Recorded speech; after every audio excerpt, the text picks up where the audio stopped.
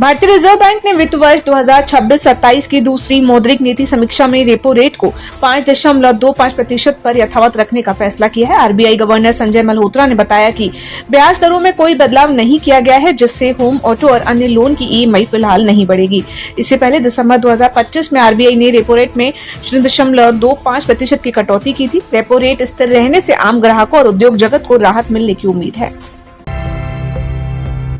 सप्ताह के अंतिम कारोबारी दिन भारतीय शेयर बाजार में तेजी देखने को मिली। सेंसेक्स करीब 150 अंकों की बढ़त के साथ 74,500 के स्तर पर कारोबार करता नजर आया, जबकि निफ्टी 50 अंक चढ़कर 23,450 के करीब पहुंच गया। बाजार में मीडिया और आईटी सेक्टर के शेयरों में सबसे ज्यादा खरीदारी देखने को मिली। निवेशकों का भरोसा बरकरार रहने से बाजार में सकारात्मक माहौल बना हुआ है।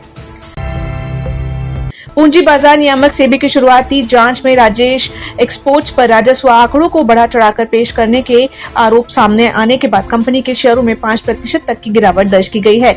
जांच में संकेत मिले हैं कि कंपनी ने अपनी साख और शेयर मूल्य बढ़ाने के लिए करीब 99% रिवेन्यू कागजों पर दिखाया था। इस खुलासे के बाद निवेशकों में चिंता बढ़ी है और कंपनी पर नियामकीय दबाव भी बढ़ सकता है।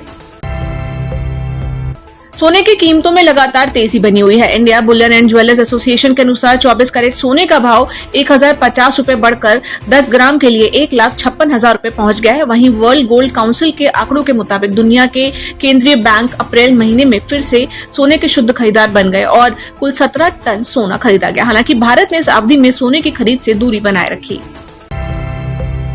मारुति सुजुकी ने भारत में अपनी पहली flex fuel car Wagon R flex fuel को पेश कर किया है।